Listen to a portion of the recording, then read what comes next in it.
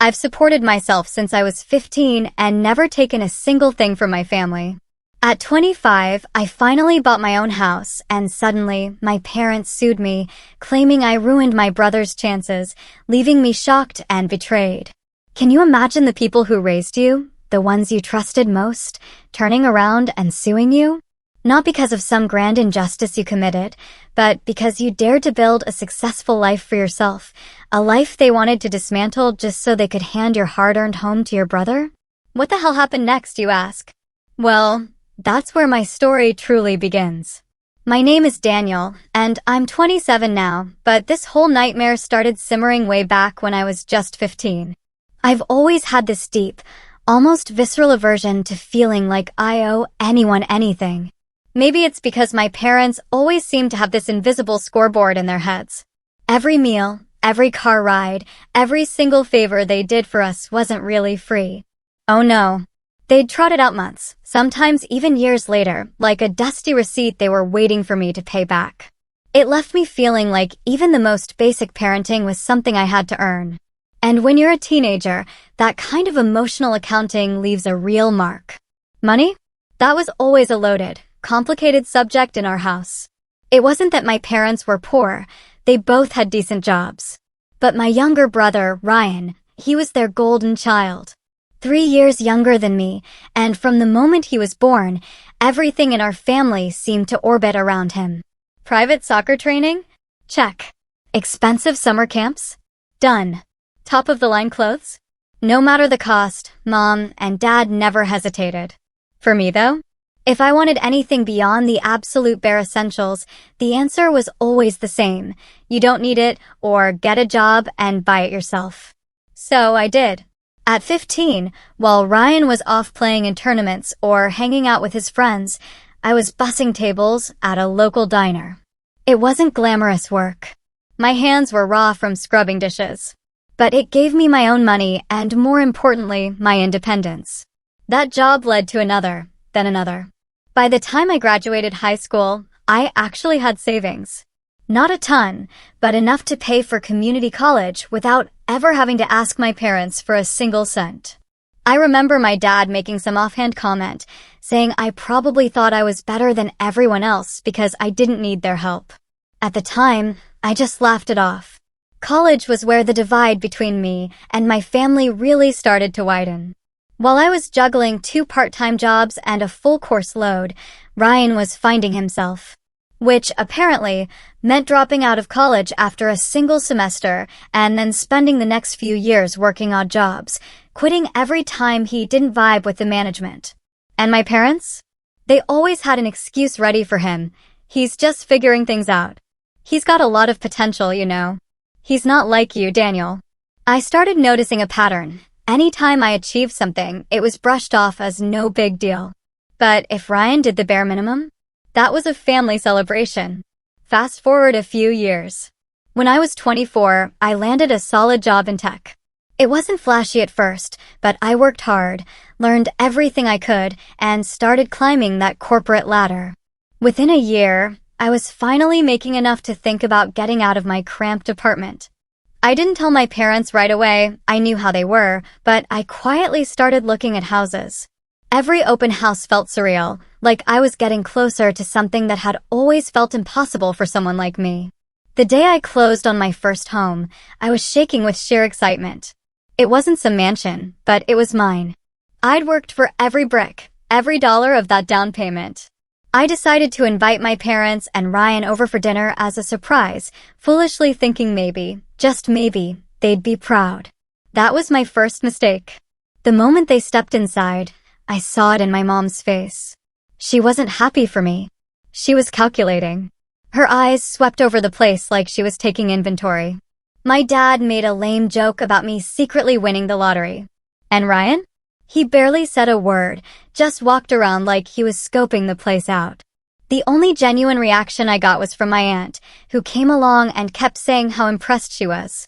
But when we sat down to eat, the comments started. "It's nice," my mom said. "But don't you think it's a bit much for someone your age?" Yeah, Ryan chimed in, "You probably could have helped out with other things instead of splurging on this." I remember putting my fork down slowly, my chest tightening. What other things? I asked. That's when my mom gave me this look, like I was supposed to know exactly what she meant. Your brother's been talking about going back to school, she said, her voice laced with expectation. But you know how expensive that is. She paused. We thought maybe, well, you've got this big house now. You could have chipped in a little to help him get a head start. It hit me like a slap across the face.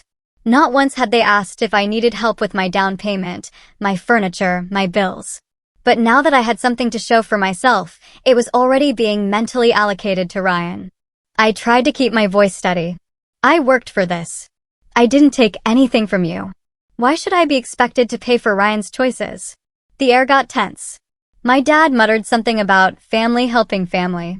And Ryan looked at me like I'd personally betrayed him. I ended that dinner early. As they left, my mom gave me a hug, the kind that's more like a squeeze, and whispered, "Don't be selfish, Daniel.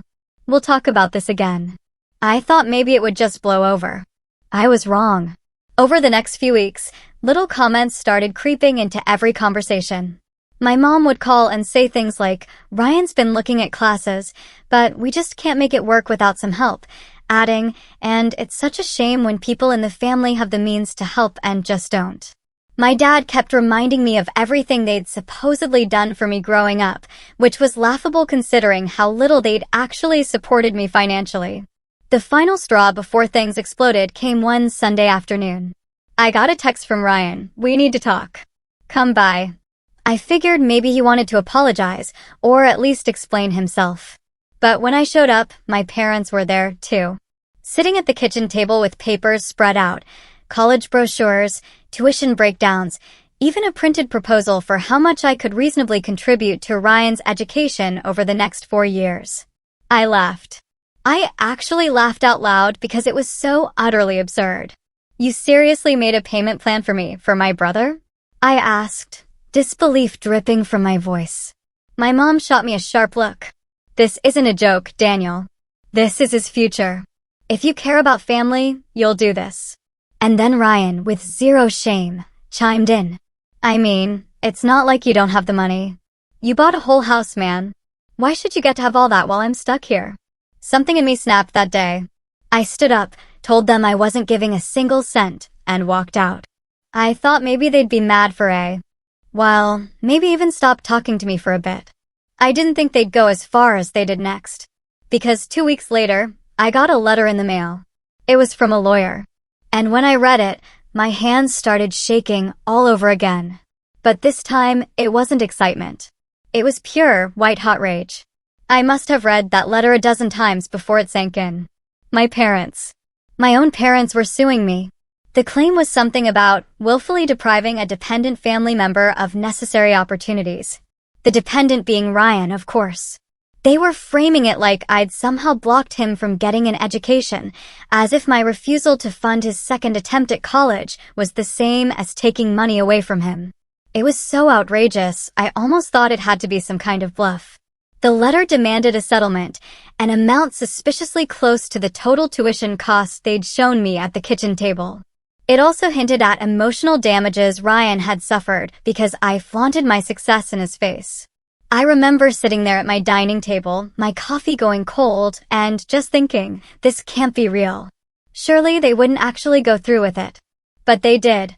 Within a week, my mom started calling me daily, each time switching between guilt and anger. One day, it was, "Daniel, you're tearing this family apart.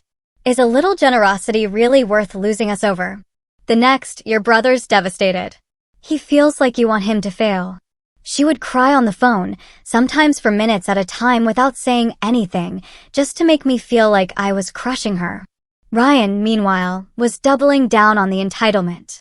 He started posting vague jabs on social media, things like, "Some people only care about themselves, even if it ruins others' lives," accompanied by sad emojis and inspirational quotes about family loyalty.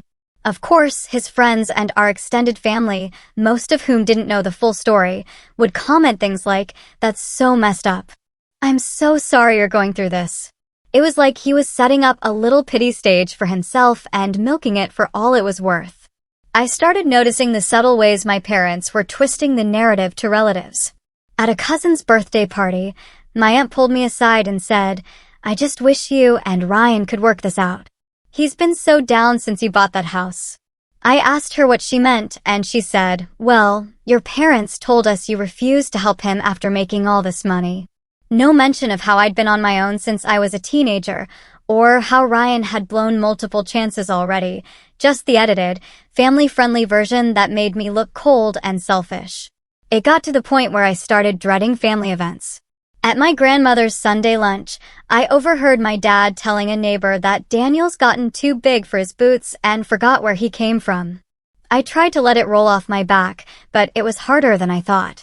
I wasn't just being painted as the villain. I was being erased. Years of struggle, every sacrifice I'd made, every hour of overtime, none of it counted. The only thing that mattered to them was that I wasn't bending to their will. One night, Ryan actually showed up at my house unannounced. He didn't even knock, just stood outside ringing the doorbell until I opened it. He looked smug, like he'd been waiting to deliver a perfectly rehearsed line. "You know you're going to lose, right?" he said casually. "Mom and Dad have the lawyer, and the family's on their side. It'll be easier if you just pay up now and save yourself the embarrassment." I couldn't believe the arrogance. I told him to leave, and when he didn't move, I stepped outside and shut the door behind me. We stood there on my front porch, him with that half smirk, me trying to keep my voice level. "You're not entitled to my money, Ryan," I said. "You've had chance after chance, and you've thrown them away. This is on you, not me." That's when he said something that really lodged itself in my brain. "You only got here because you had it easier than me. Mom and Dad were harder on me. I deserve a fair shot, too. Easier." He actually thought my life had been easier. I stared at him for a long second before saying, "If you think I had it easy, you weren't paying attention." Then I went back inside and locked the door. From that night on, things ramped up even more. My parents stopped calling directly and started going through other people, aunts, uncles, even my grandmother. I'd get voicemails like, "Sweetheart, your mom says this is just a misunderstanding. Maybe if you sent your brother a little something to get started, we could all move on." Or, "Daniel, you know, your father's blood pressure isn't good. This stress isn't helping." Every single one was another attempt to wear me down. Meanwhile, the lawsuit was moving forward. I had to hire my own lawyer just to defend myself from my own family. Every document that came through had their names on it, my parents, my brother, in black and white. It didn't matter that it was absurd or that I knew I'd win. The emotional weight of it was crushing. At night, I'd lie in bed and wonder how the same people who were supposed to protect me could turn into this. And then came the moment I realized they weren't just trying to get money from me. They were trying to take something much, much bigger. It started with a voicemail from my realtor, of all people. She sounded concerned. She said she'd gotten a strange inquiry about my house, asking if it was available for purchase or rental because the current occupant might not be there much longer. She didn't give me a name, but I didn't need one. There were only 3 people who knew exactly how to hit me where it would hurt the most. I called my realtor back immediately, and she confirmed what I already suspected. The inquiry hadn't come from some random stranger. It had been my mother. She had actually called my realtor, pretending to be a friend of the family, and asked about my house as if she was just curious. But my realtor, sensing something odd, pressed her a bit and found out that my mom had hinted I might not be able to keep the property much longer and that it would be a shame if it went to waste when another family member could use it. My chest tightened, a cold knot forming. Another family member. There was no mistaking who she meant. They weren't just trying to get money out of me. They were setting the stage to take my house. I sat there at my kitchen table, phone in hand, staring out the window for what felt like hours. This wasn't just about favoritism anymore. This wasn't just Ryan being entitled or my parents guilt-tripping me. This was a deliberate move to undermine everything I'd worked for. The place I had fought to buy, the one symbol of independence I had from them. They were already circling it like vultures. The more I thought about it, the more the pieces started clicking into place. That first dinner when I invited them over, the way my mom's eyes had scanned the place, the comment about it being a bit much for someone my age, Ryan's digs about me, having all that while he's stuck here. It had all been leading up to this. The lawsuit wasn't just about tuition. If they could paint me as someone who unfairly deprived Ryan, They could spin it into some legal leverage over my assets, my house. And then the real gut punch came. I got an email from my lawyer forwarding a newly filed amendment in their case. It claimed that part of the reason they were seeking damages was because the defendant's current living situation was acquired through funds that could have been allocated to support the plaintiff's education and career development. In other words, they were trying to argue that my house itself was evidence of my selfishness and misallocation of resources. They weren't just hinting at it now. They were putting it in legal writing. That night, I called my mom. I didn't even plan what I was going to say. I just needed to hear her voice and understand how she could possibly justify this. She picked up after a few rings, and her voice was sickly sweet, like nothing was wrong. "Daniel, I was just telling your aunt how proud I am of you." "Cut it, Mom," I said, my voice shaking. "Why did you call my realtor?" There was a pause. Then, without missing a beat, she sighed. "I was just looking out for the family. If things don't go your way in court, it would be better if the house stayed with someone in the family instead of strangers. You know, Ryan would take good care of it." I felt my jaw clench. "You're planning for me to lose my home before the case is even over? You've already decided I'm guilty." "It's not about guilt, Daniel. It's about doing what's right for your brother. He's been through so much." "So much." I cut in, my voice rising. "He's had every opportunity handed to him while I've been on my own since I was a teenager. I worked for this house. You never helped me. Not once. And now you think you can just take it?" Her tone shifted, sharper now. "Don't be dramatic. You wouldn't be where you are without how we raised you. We made sacrifices, too. This is your chance to give back." Give back.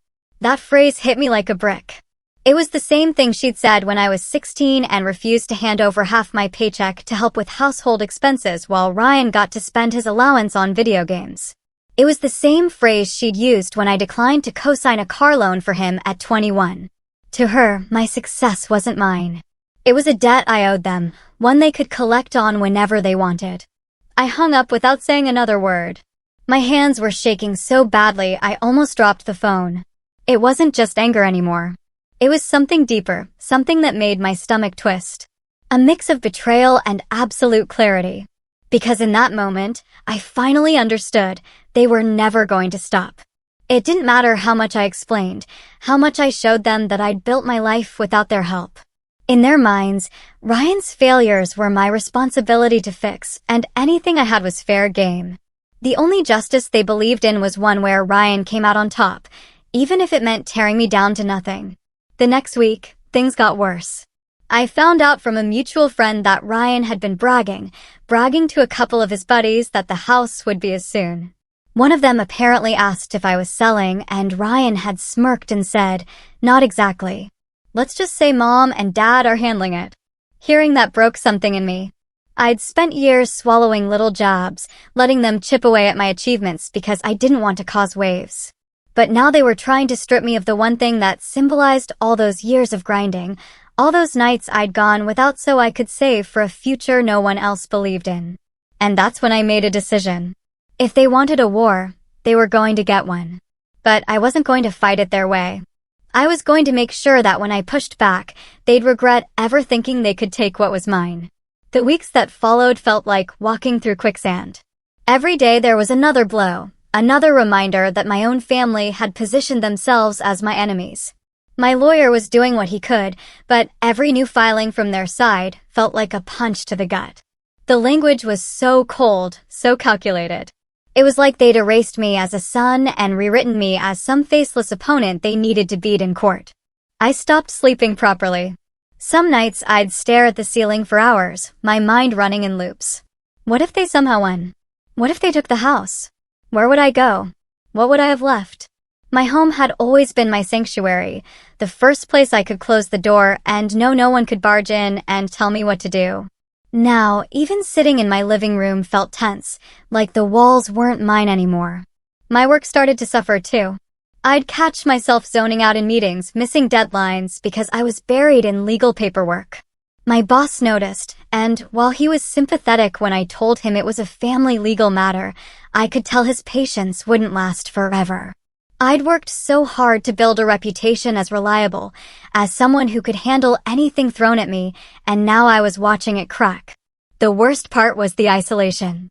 My parents had done such a good job of controlling the story that most of my extended family thought I was being cruel. Invitations to birthdays, dinners, and even casual get-togethers started to slip through the cracks. I'd see photos posted online, big smiling group shots with captions like, "Family first," and there'd be Ryan grinning in the middle, my parents on either side. I wasn't even mentioned anymore. One night, I opened my fridge and realized I hadn't done a proper grocery run in weeks. I'd been living off takeout and whatever I could grab from the corner store because I didn't have the energy to shop.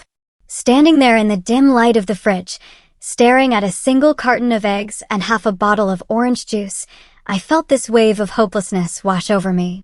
It wasn't just about the lawsuit anymore. It was the feeling that no matter what I did, I'd always be the outsider in my own family. But in that low moment, something else sparked too. I remembered being 15, standing behind the counter at the diner on a Friday night, my hands raw from scrubbing dishes, knowing I had to be up early for a double shift the next day. I'd done that for years without a safety net, without anyone cheering me on. Every single step I'd taken since then had been because I refused to give up when it would have been easier to quit. And that's when I decided I wasn't going to let them take everything from me. I stopped answering their calls. I told my lawyer to handle all communication, no matter how trivial, so I wouldn't have to hear their voices or read their manipulative messages. I started quietly going through my finances, making sure every asset I had was locked down, every account secured. I pulled my credit report to check for anything suspicious. I even installed a security system on my house just in case Ryan decided to drop by again. In public, I played it calm. If anyone asked how I was doing, I'd just say, handling it, and change the subject. But privately, I was building something, a plan. Because I realized that if I fought them head-on, they'd just keep trying to twist the story until I looked like the aggressor. No, I needed to be smarter. I needed to let them dig their own hole and then make sure they couldn't climb out of it. The first step was gathering proof, not just for court, but for me. Proof of every manipulative call, every backhanded comment, every time they tried to undermine me. If I was going to fight back, I wanted it all in black and white. Still, I kept my head down. Outwardly, it looked like they'd beaten me down into silence. And maybe that's what they believed, which was exactly what I wanted them to think. Because when you're at rock bottom, no one sees you coming back. And I was going to make sure my return hit them harder than they ever expected.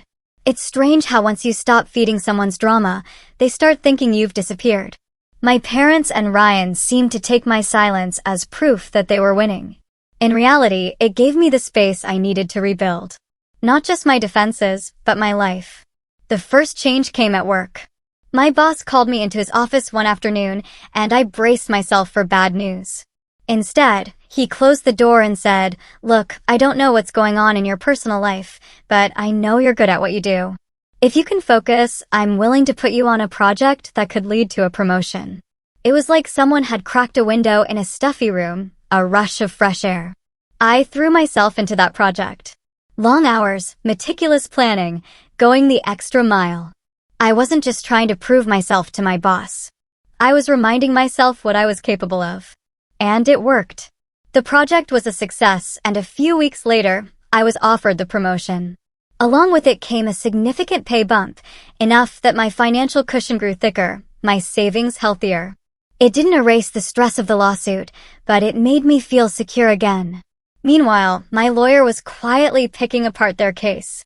He'd managed to get records of Ryan's past employment history, his previous failed college attempts, even messages where my parents admitted they'd spoiled him too much. Each piece was another thread in the fabric of their hypocrisy. I didn't gloat. Not yet. I just filed it all away, letting it pile up. Outside of work, I started focusing on myself again. I rejoined the gym I'd quit months ago, partly to clear my head and partly to remind myself that my body didn't have to carry the weight of all this stress. I started cooking real meals again. Nothing fancy, but there was something therapeutic about chopping vegetables and actually sitting down to eat. I also began reconnecting with people I'd drifted from. Not the family members who'd bought into my parents' version of events. I left them to their group photos and fake smiles, but old friends, coworkers I trusted, people who knew me without the filter of my family's gossip. Little by little, I rebuilt a circle around me that wasn't poisoned by their manipulation. And then something unexpected happened. I was invited to speak at a local networking event for young professionals. Someone had seen the results of my project at work and thought my career path was inspiring. Standing on that stage, telling my story, the professional one, not the messy personal parts, I realized I wasn't the powerless kid busting tables anymore. I had built something. And no matter what my family thought they could take from me, they couldn't take that. With every win, big or small, I felt the balance shifting. My parents still had their lawsuit. But outside of that courtroom, their control over me was slipping. They couldn't guilt me into calls I wouldn't answer. Couldn't twist my words if I didn't give them any. They had to go through lawyers for everything now, which meant no more surprise ambushes at my front door or accidental run-ins at family gatherings. The best part? While they were busy burning bridges with me, they were also wearing down their own credibility. A mutual acquaintance let slip that some relatives were starting to question why my parents were dragging me through court instead of helping Ryan get his life together. Apparently, Ryan had been bragging so openly about getting the house that even people on their side were starting to see how bad it looked. That was when I knew I wasn't just surviving anymore. I was gaining ground. My career was stronger. My finances were secure. And I had allies who saw through the lies. I was in a position now where I didn't have to react to their moves. I could plan my own.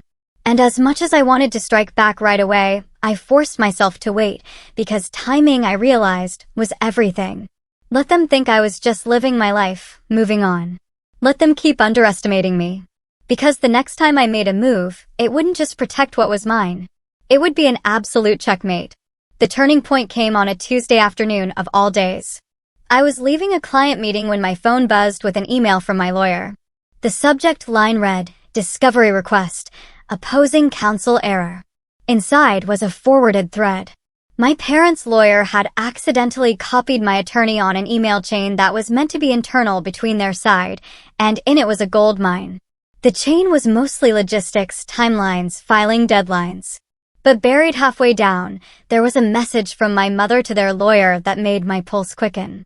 She'd written, "We need to make sure Daniel's house is included in any settlement. Ryan has already been in touch with a realtor friend who can list it as soon as it's signed over. This is the cleanest way to ensure he gets a fresh start." There it was, in writing. Proof that the lawsuit was never about helping Ryan get an education. It was about transferring my house into his name. My lawyer practically hummed with energy when we spoke that evening. "This changes everything," he said. "They've essentially admitted to ulterior motives. We can use this." But I didn't want to just use it to defend myself. I wanted to turn it into the foundation of something bigger. Something that would end their ability to pull this stunt ever again. Around the same time, work presented me with another opportunity. My promotion had put me in charge of a small team, but now I was being offered a cross-department leadership role on a high-visibility project. It came with two major perks, significantly more income and connections with senior executives in industries far beyond my current reach. The kind of people who could, if necessary, open doors I didn't even know existed. I accepted without hesitation. Not only did this strengthen my financial position even more, but it also gave me flexibility, the ability to quietly channel resources where I wanted them. And one of the first things I did was hire a private investigator. I didn't want anything illegal or invasive. I just wanted the truth. I wanted to know exactly what Ryan had been doing while his future supposedly hung in the balance, and whether my parents had a history of pulling similar moves with other relatives. The investigator didn't disappoint.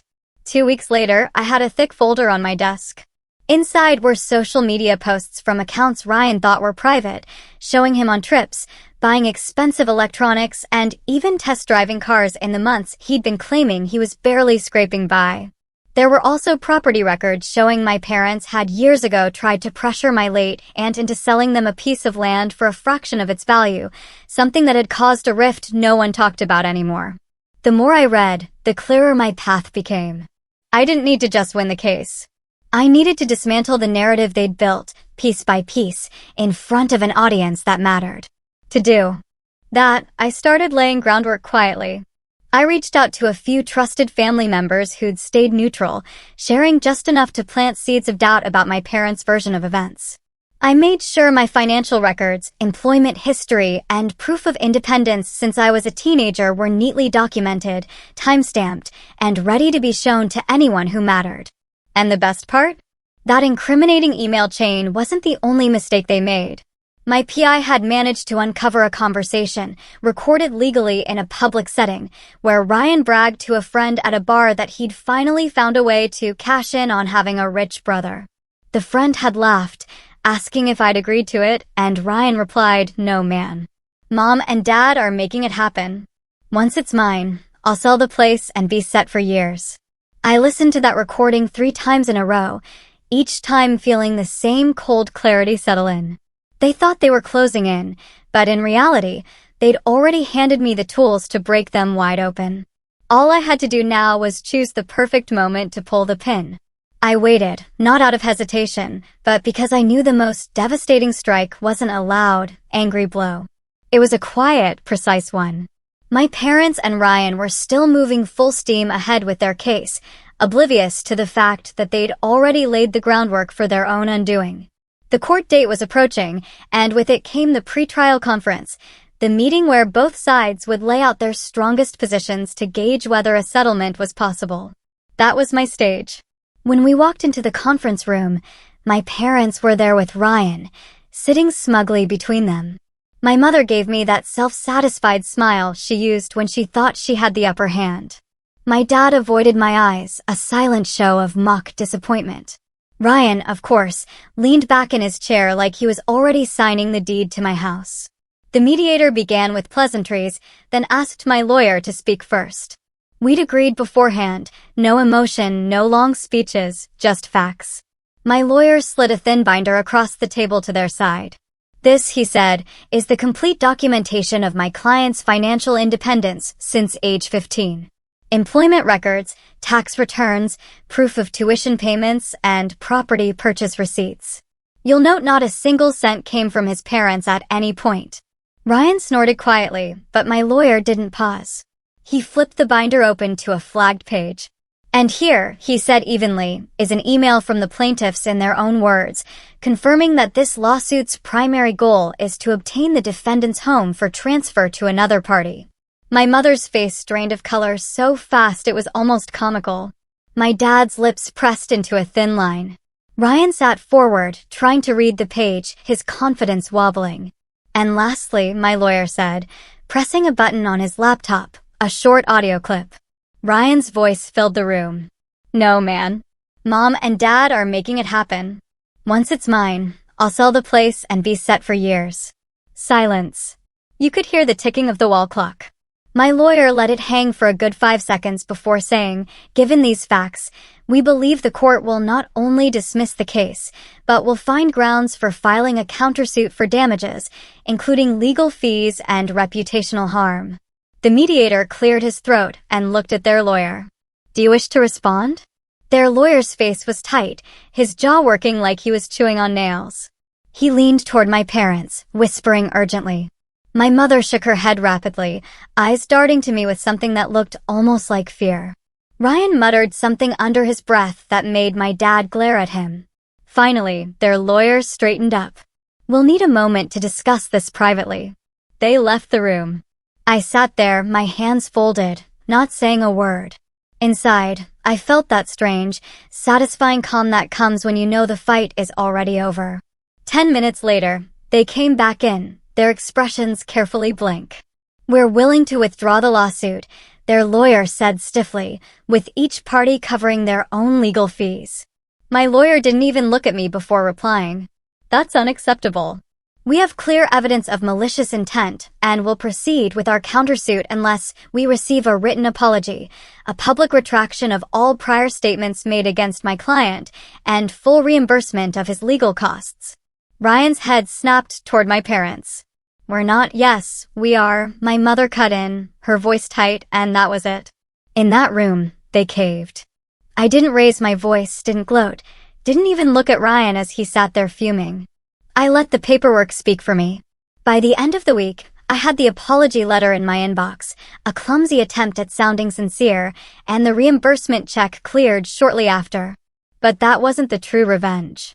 The real blow landed when I sent copies of the apology and the incriminating evidence to the handful of relatives who had iced me out over the past year. No explanation, just the documents. Within days, the phone calls started coming, not from my parents, but from those same relatives, awkwardly checking in, clearly realizing they'd bet on the wrong horse. I didn't answer most of them because the point of revenge, I realized, wasn't to win them back. It was to make sure they understood that I didn't need them and that trying to take me down only made me stronger. The fallout was fast and it was ugly. Though, for once, none of it was mine to deal with. Word of what had happened spread through the family faster than I expected. My aunt, the one who'd been so impressed with my house the day they first saw it, called me half angry, half stunned. They tried to take your home from their own son. She wasn't the only one. Cousins, uncles, even my grandmother. People who'd stayed silent before were suddenly talking. The family group chat that I'd been quietly removed from months ago turned into a battlefield. Screenshots of the apology letter started popping up, and every time someone tried to defend my parents, another relative would drop a quote from the email or that recording of Ryan bragging. For the first time in my life, the golden image my parents had built for themselves cracked in public. They stopped showing up to family gatherings, not because they weren't invited, but because they couldn't stand the questions. My mother, who had once relished being the center of attention, started avoiding calls from her own siblings. My dad became quieter, grayer somehow. No longer the booming, self-assured man who used to laugh at my independence. And Ryan? He took it the hardest. His so-called friends, the ones he bragged to about cashing in, started distancing themselves. Without the house, without the settlement, he had nothing to show for the months he'd spent circling me like a shark. I heard through the grapevine that he'd moved out of my parents' house for a bit, then quietly returned when rent and bills proved too much. The smugness I'd seen in his eyes at that pre-trial conference was gone. Now, when our paths occasionally crossed, usually at some unavoidable family obligation, he barely made eye contact. The check they sent me covered every cent of my legal fees. But it was the apology letter that I kept tucked away in a drawer. Not because I needed the validation, I didn't, but because it was proof. Proof that no matter how much they tried to rewrite history, there was a moment where they had to admit they were wrong. I didn't seek reconciliation. I didn't move past it for the sake of family harmony. Instead, I built further on the life I'd been creating. Work kept growing. My circle of trusted friends stayed tight. And my home remained exactly where it belonged, mine. Sometimes, when I'm sitting on my porch in the quiet of the evening, I think about that first dinner when I invited them over, back when I thought they might be proud. I think about how quickly the masks came off when they saw what I'd built without them. And I realized that the real victory wasn't just keeping my house or winning the case. It was proving beyond any doubt that I never needed them to succeed, and that no matter what they tried, they could never take that away. And that's when I lean back, smile to myself, and think, this home will never have their name on it. What would you have done in my place? Have you ever had family turn on you over money or jealousy? Tell me what you think in the comments below. I really want to know.